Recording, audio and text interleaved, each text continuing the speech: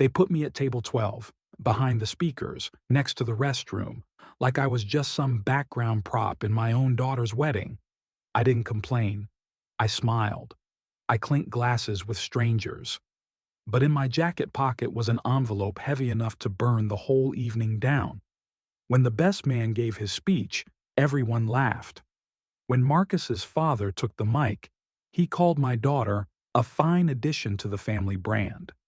And when they called me up, I strolled, took my time. 200 heads turned, a sea of champagne flutes and curated smiles.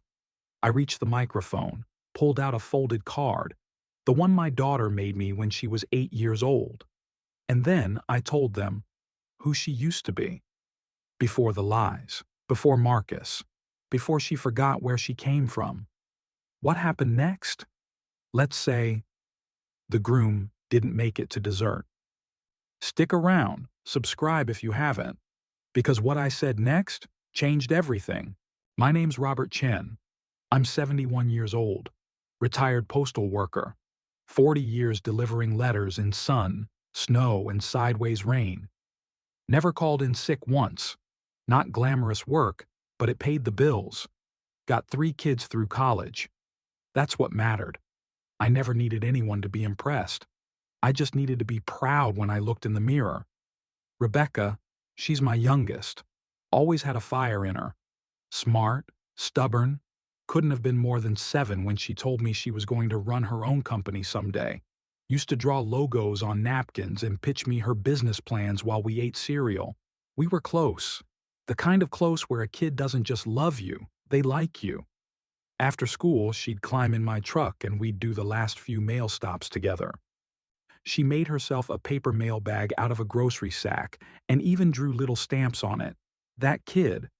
She looked at me like I hung the moon, and I never tried to be anything other than what I was. Just a dad. Just her dad. But everything shifted when she met Marcus. He showed up at a family barbecue once, sleek, confident, wearing some loafers without socks. He shook my hand with that grip that's firm, but not for connection, for domination. The kind of handshake you forget a second later but somehow still feel disrespected by. He looked around as if my backyard offended him, like the grill was beneath him, like we were beneath him. Rebecca was different around him, quieter, nervous about appearances. She laughed at his jokes even when they weren't funny. And when I offered him a burger, he said, "No thanks. Pops, I'm keto." That was the first time he called me Pops. And it wasn't playful. It was dismissive, like I was already filed away in his head under irrelevant. I thought it was just nerves, a phase, a bad boyfriend she'd grow out of. But then she started showing up less and calling less. When she did, she'd talk about Marcus's world like it was a world she had to earn her way into. She asked me, gently, not to mention my mail route when I met his family. "Just say you were in logistics," she said. Logistics. Like that erased 4 decades of honest work. That hurt. Not because I needed applause, but because suddenly, being me wasn't good enough for her, and I started to wonder, what kind of man makes a daughter feel like her own father is an embarrassment? Ever watch your kid drift so far into someone else's orbit that you can't even see the person they used to be? Marcus never raised his voice, never insulted me outright. That would have been too easy to fight back against. No, he was one of those men who dismisses you with a smile, who insults you sideways, politely, so you feel petty if you call it out. At family dinners, I'd tell a story, something light, a funny moment from the route, or a memory from when the kids were small, and every time, like clockwork, he'd glance at his phone halfway through, not because it buzzed, to remind me he had better things to think about. Once I brought over a bottle of wine. It wasn't expensive, $12 maybe, but it was from a vineyard Rebecca loved in college. I thought it'd be a nice memory. He looked at the label and said, "Oh, cute. My assistant gets this sometimes when we do client baskets."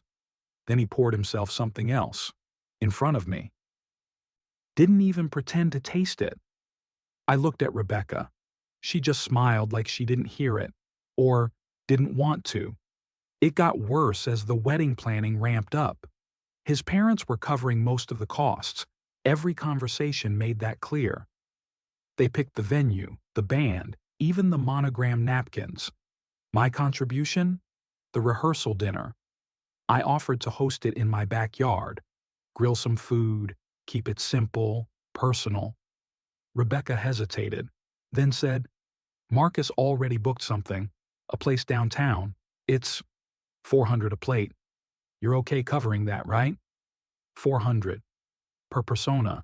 She said it like she was asking for a favor, like I could say no. But of course I didn't. I'd spent her whole life showing up. I wasn't about to stop now. Still, something broke in me that day. Not just the price, not even the way she assumed I'd pay it. It was the tone, that low-level management voice, the one that treats love like a transaction, like I was a line item, a necessary inconvenience to be budgeted around. She was learning that from him, and I started seeing it in little ways. She stopped calling me Dad when Marcus was around. I became Robert. Once, at a dinner, she even introduced me as an old-school guy, very traditional, like I was a quaint relic. I didn't say anything. I didn't want to embarrass her. But as I walked to the car that night, I kept hearing those words, very traditional. And for the first time in my life, I felt ashamed of what I wasn't. Not wealthy, not polished, not part of that world. How do you fight someone who doesn't punch, but erases you one smirk at a time? A few weeks before the wedding, I was in the garage looking for an old toolbox. The garage is where the leftovers of a life end up, boxes that never make it into the house, but you can't quite bring yourself to throw away. Dust everywhere, that smell of cardboard and motor oil. I pulled a stack of old moving boxes off a shelf, and one of them split at the bottom. Papers spilled everywhere, report cards, drawings scribbled in crayon, soccer team photos where all the kids are missing teeth, and I saw it, a small card. Glitter smeared across the front, stick figure hearts drawn in purple crayon. Daddy, you're my hero. Inside, in crooked kid handwriting, I love you more than ice cream. Love, Becca. I hadn't seen that card in 20 years, but I remembered the night she gave it to me. We were sitting on the kitchen floor, eating ice cream out of the tub because the power had gone out. I had just gotten off a brutal winter route, 12 hours walking through slush, and I still came home and made her laugh until her stomach hurt. Back then, she didn't care what I did for a living. She cared who I was. I sat down on the cold concrete floor of that garage and just broke. Not loud, not dramatic, just quiet tears, the kind that come from somewhere deep, where words don't reach. How do you go from, Daddy, you're my hero, to, could you not mention that you were a mailman? When did loving me stop being enough? I wiped my eyes, holding that card like it was proof I hadn't dreamed that time in our lives. I ran my thumb over the glitter, remembering how her little fingers pressed it down, leaving half the craft table sparkling for days. And in that moment, something shifted in me. Not anger, not yet, but clarity. She didn't need rescuing from Marcus.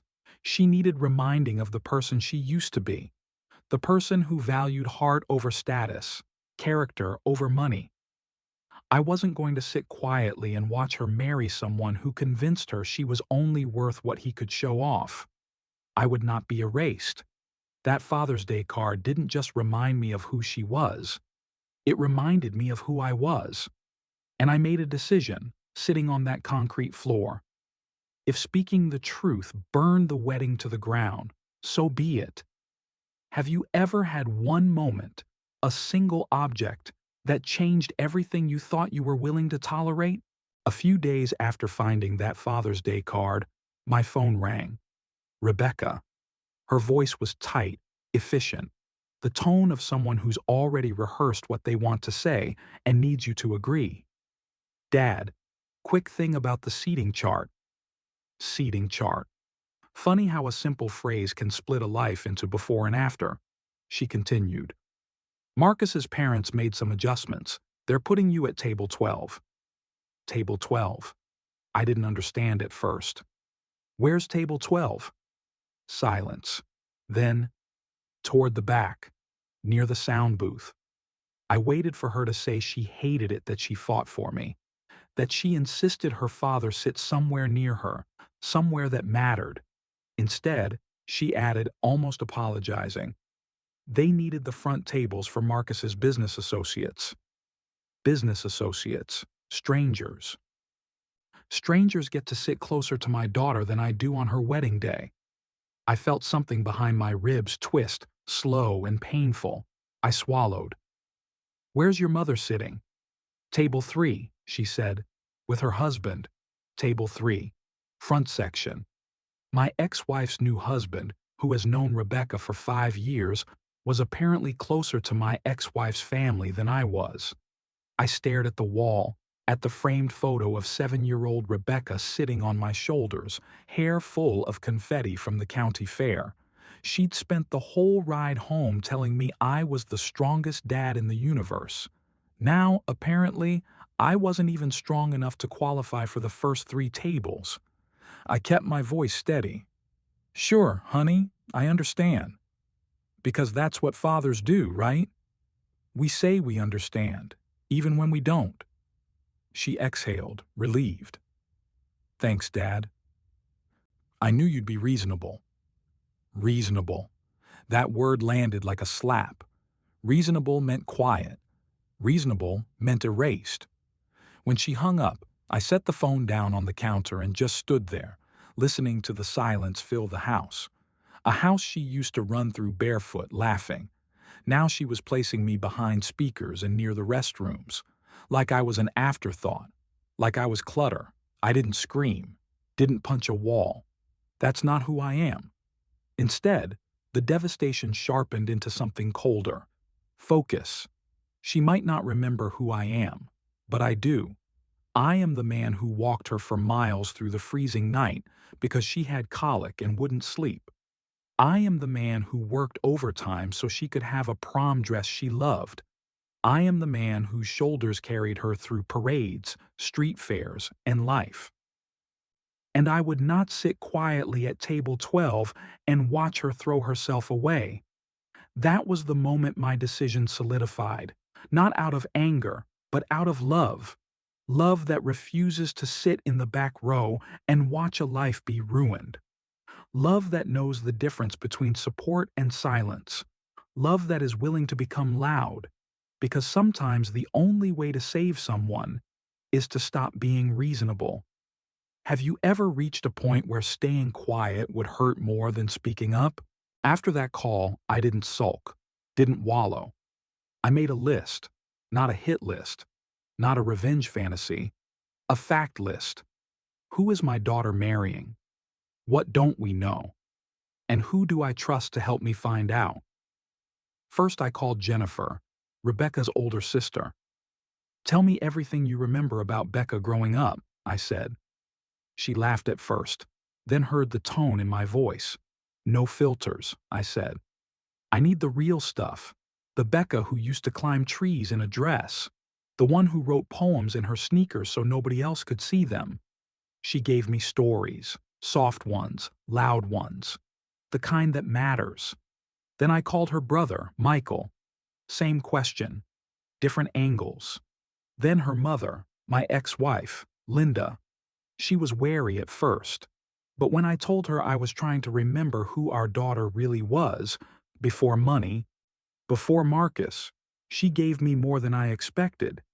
I filled 2 notebooks, not to use in a speech, to remember the baseline, the truth.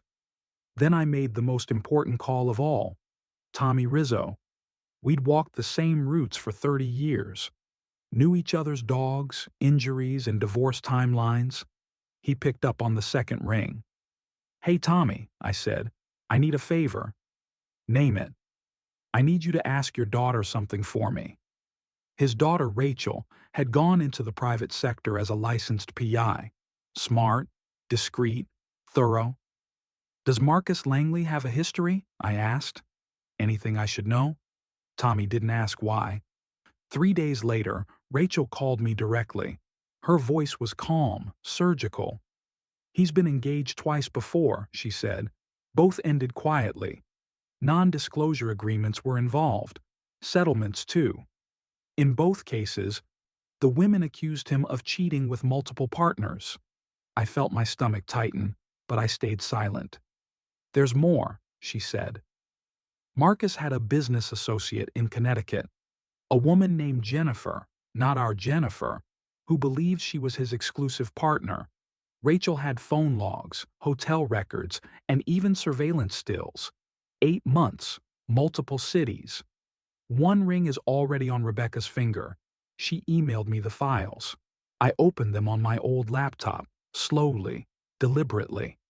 There he was, Marcus, hand on another woman's waist, kissing her outside a hotel lobby and checking into a suite under a corporate alias. He looked relaxed like a man who'd done it before. He probably had. I stared at the screen for a long time, not blinking. Not because I was shocked, because now I had certainty. This wasn't just about disrespect. This wasn't just about Table 12. This was about saving my daughter from a man who builds his life on lies. And he was smug enough to think no one like me, no Pops, no postal worker, could ever catch him. That would be his mistake. I printed everything, made copies, labeled envelopes. Because I didn't want to fight. I wanted clarity. And when I stood up in front of those 200 people, I would make sure they saw him as clearly as I did. When was the last time you realized someone wasn't who they pretended to be and decided to stop giving them the benefit of the doubt? The wedding day was obscene. 200 guests, valet parking, champagne fountains, and floral arches taller than most men. White roses everywhere, imported. There was a string quartet by the reflecting pool and a drone photographer buzzing overhead like a mechanical wasp. Marcus's parents made the rounds like royalty. His father wore a tux that probably cost more than my truck. His mother had that stiff, manicured smile of someone who thinks kindness is a downgrade. They greeted me as if they were acknowledging my help. "Robert," his father said, shaking my hand with the fingertips. "Glad you could make it." "I wouldn't miss it," I said, because I wouldn't. Not for the reasons he assumed. Rebecca looked beautiful. Of course she did. She always did. Even when she was 6 years old with a bowl cut and missing teeth. But this beauty came with something else.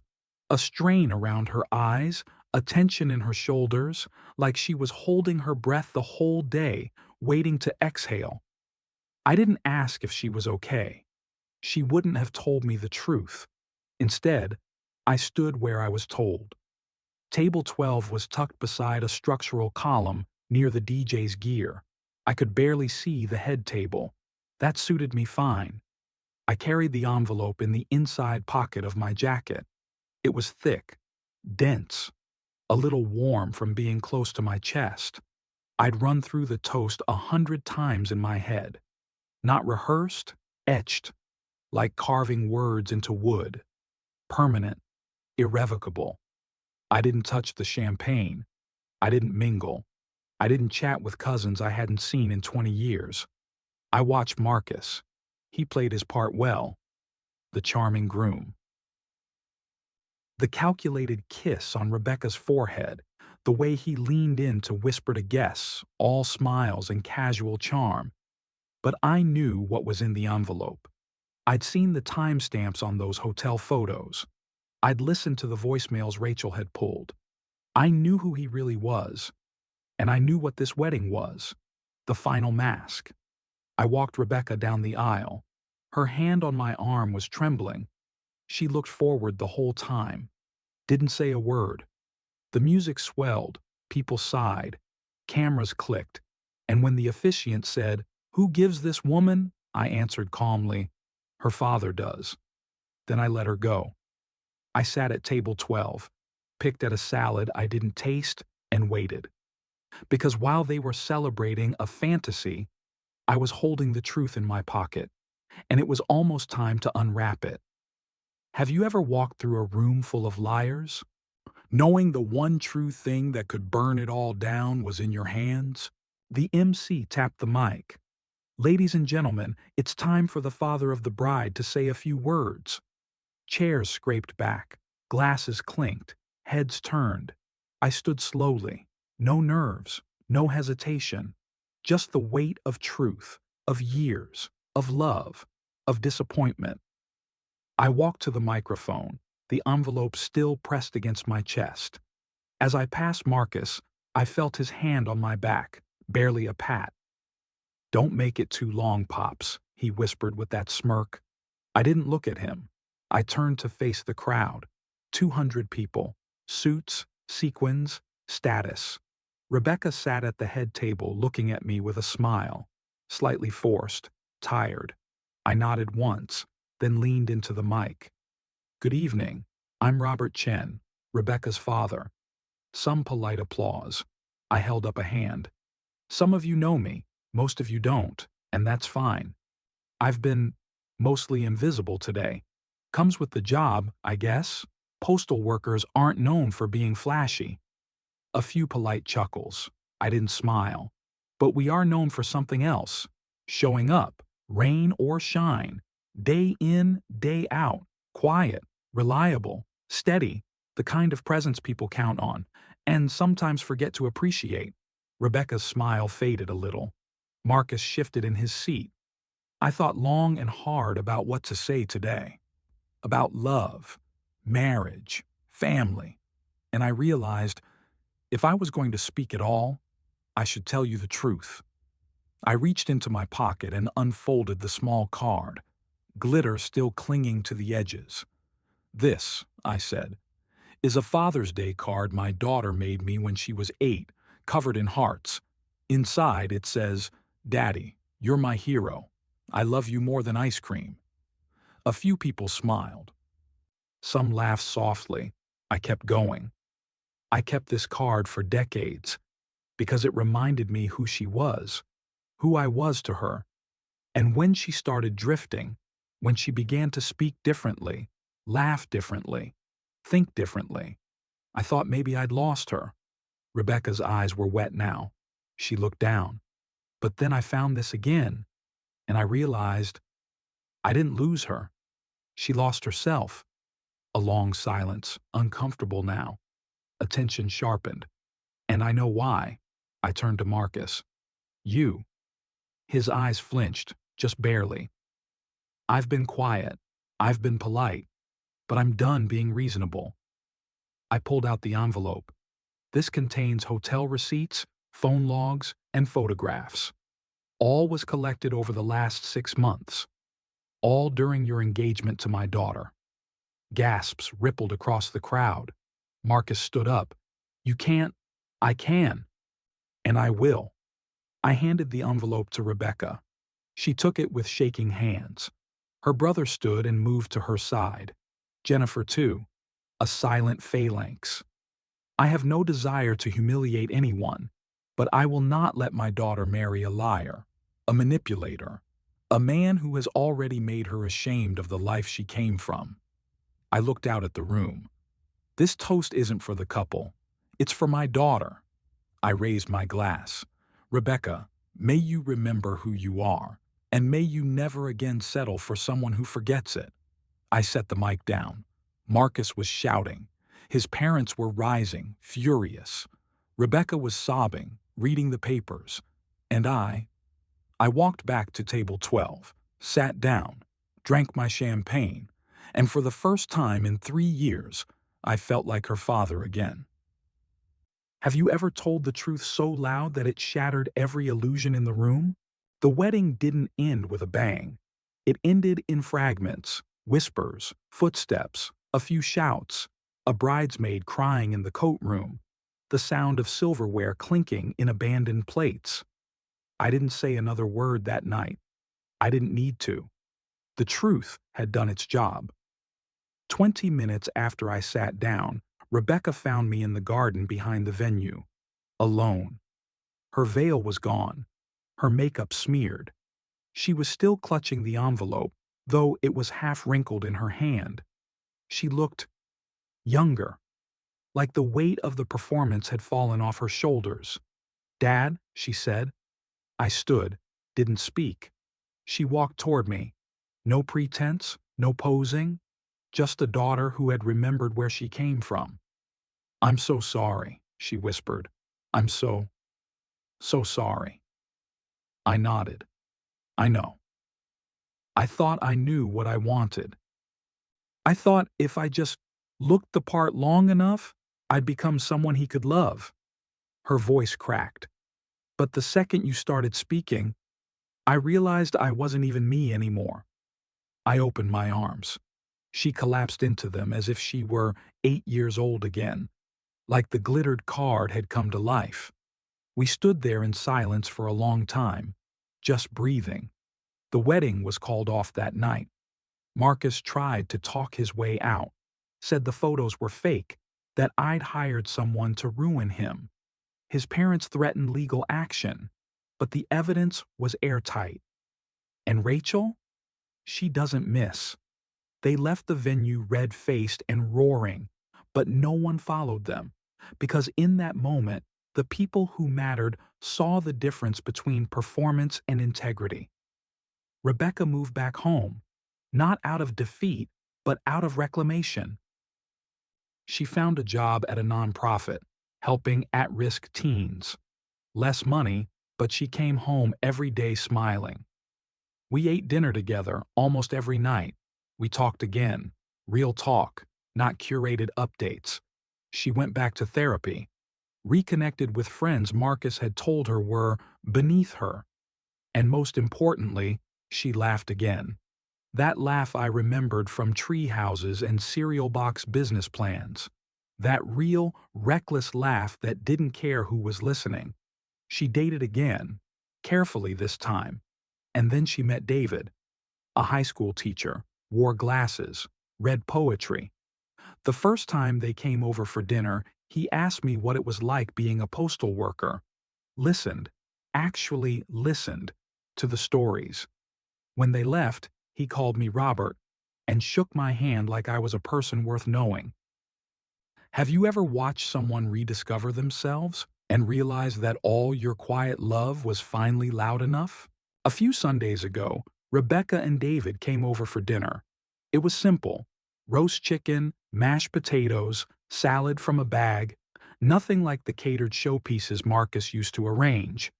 But there was laughter, forks clinking, the sound of comfort you can't fake. When they got up to leave, Rebecca hugged me at the door, one of those long, wordless hugs that says more than speeches ever could. As she pulled back, she looked up at me, smiling.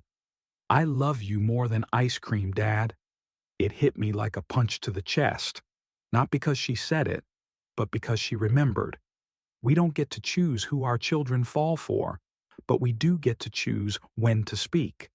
And sometimes silence is its own kind of betrayal.